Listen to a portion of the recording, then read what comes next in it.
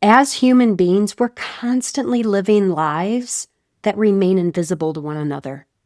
We meet each other somewhere in the middle of our lives, usually through a small moment, a conversation, a decision, an expression, a behavior. When the small moment becomes the whole story, our relationships become smaller too. But every person arrives carrying a day we haven't yet lived, the hopes we haven't heard, the griefs that we haven't seen. Much of that shapes everyday experiences for a person, and they're almost completely invisible to everyone else.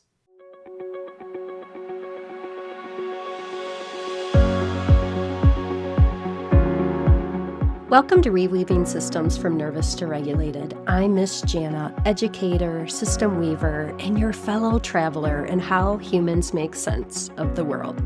This isn't a podcast. This is a nervous system attunement lab. In Season 2, The Bridge begins where the sanctuary leaves off. Not with more noticing, but with what do we do with what we've noticed? Here we explore how experience is shaped by the environments we've lived in, by the relationships we've been a part of, and by the stories we've learned to carry. If you've ever felt responsible for more than your share, or sensed that there's a larger story underneath what you're living, welcome to The Bridge. This is Reweaving Systems from Nervous to Regulated. I'm Miss Jana. You're listening to Season 2, the first arc of The Bridge, Honest Visibility. This is the last quarter moon. Some conversations don't add more. They make room. Over the past few weeks, we've been learning to see more of what has always been here. We've wondered, what is organizing our experience? We began to notice the conditions that shape what becomes possible. And we've recognized how easily conditions that shape what becomes possible become incomplete pictures to describe who we are as a person. Every crossing we've made together has expanded what it is we can see and name. And naming is the first repair. Today, another question quietly comes into view. What is shaping the way we see in the first place? I can remember one morning walking into work and immediately knowing something here feels different. A coworker greeted me, but only with a few words before turning back to whatever they were doing. Their smile didn't quite reach their eyes. The conversation ended almost before it even began. Without even realizing it, my attention began scanning. Did I do something? Did I forget something? Did I say something yesterday? Is there something here I need to fix? Those questions arrived so quickly, they almost felt like part of the moment itself. For a long time, I assumed that's simply how perception worked. We notice something, we interpret, we respond. Later that morning, we had a chance to actually talk. The night before, they had locked their keys in their car.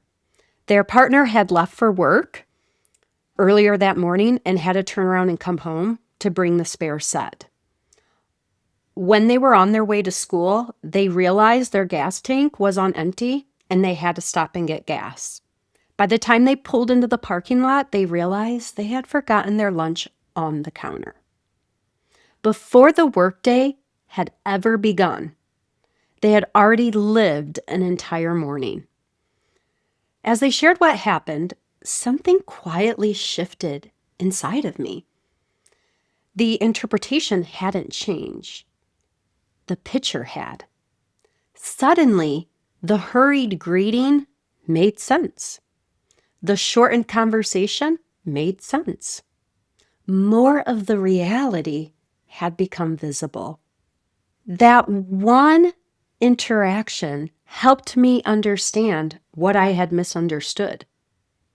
I began wondering how often the smallest visible moment quietly becomes the whole story. So the question started following me into conversations, into classrooms, into meetings, into friendships, into ordinary moments that had once seemed completely straightforward. Again and again, I found myself noticing the same pattern. My attention was rarely landing everywhere equally. It was being drawn to a specific part of the picture, while the other parts kind of faded into the background. So I began wondering, what shapes where our attention goes? When my coworker was short with me, my attention immediately went to, I did something wrong.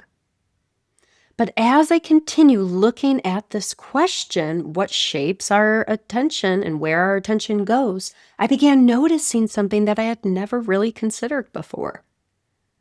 We perceive reality through lenses, and those lenses quietly organize what becomes visible and what quietly fades into the background. Our attention follows the lens through which we're looking. During that interaction, I was looking through the lens of my own self-worth. Distortions shape what we perceive. For a long time, I assumed the most visible part of an experience was the most important part. The hurried greeting, the sharp response, the missed deadline, the child melting down, the forgotten lunch, the exhausted parent, the distracted friend. Those moments matter, they're real. But there's so much more to invite into the experience if we become more curious about the larger picture. Symptoms are often the first thing we notice. Behavior is often the first thing we notice. They become the doorway into the deeper story. That's what makes them so useful. They quietly reveal where our attention has landed. And it invites us to wonder what else is shaping this experience that my attention has not yet looked toward. Once I began noticing that, I couldn't stop seeing it.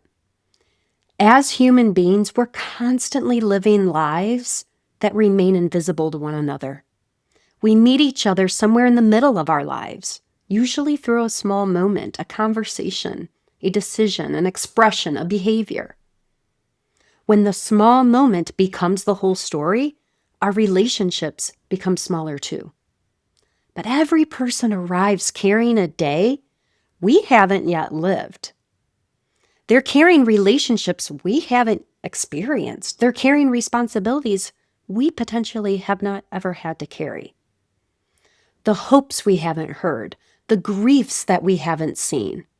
Much of that shapes everyday experiences for a person, and they're almost completely invisible to everyone else. But as our picture widens, something begins to change. More of the person becomes visible. And as more of the person becomes visible, our response begins changing too. That experience stayed with me. Over time, it quietly changed the way I led classroom teams. Instead of beginning each morning by jumping into everything that needed to be done, we made a little room for one another first. We spent the first 5 minutes of the morning simply checking in. How'd your morning go? How's your capacity today? Is there anything you're carrying that would be helpful for us to know? Sometimes someone forgot their lunch. Sometimes they've been up all night with a sick child. Sometimes they're coming into work after leaving a negative conversation. We're not doing this to simply gather information for judgment. We're doing this to name that we are human beings, often carrying a whole lot of exhaustion. And that oftentimes there's so much of the picture that needs to be widened. Nothing about the morning changed. The work didn't change. The children didn't change. We didn't change. What changed was the way we made time to relate to each other before the day began, before the lessons taught, before responsibility started orienting us. We no longer met each other just through the work. We met each other through our humanity. And something in our room softened. No one had to pretend to arrive in full capacity. No one had to pretend to be something they weren't. And this allowed for us to share responsibility more naturally. Help appeared before it needed to be requested. And patience found its way into our room. Grace found its way into our collaboration. Looking back now, I don't think we learned a better strategy. We learned to see more clearly. We learned to name more of the story. We learned to allow more visibility into the exchange. And in return, our relationships began deepening naturally. And that's one of the quiet invitations of learning to see clearly. As our picture widens, our relationships widen too. This week, I invite you to carry one question.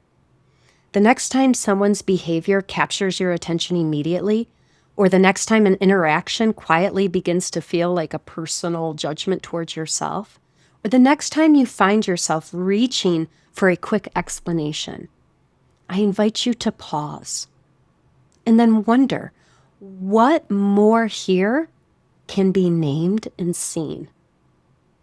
Perhaps our picture is still unfolding. Curiosity has a way of making more room for reality to become visible, and it gently allows wonder to begin helping shape the experience of what it is we see. Our threading for the last quarter moon has come to the close, along with the first arc of the bridge.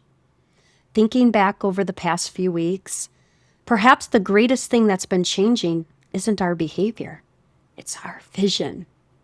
We are learning a different way of seeing. We are learning to name the conditions in which the context has been created. Until the next time we meet at the loom together, the weave holds.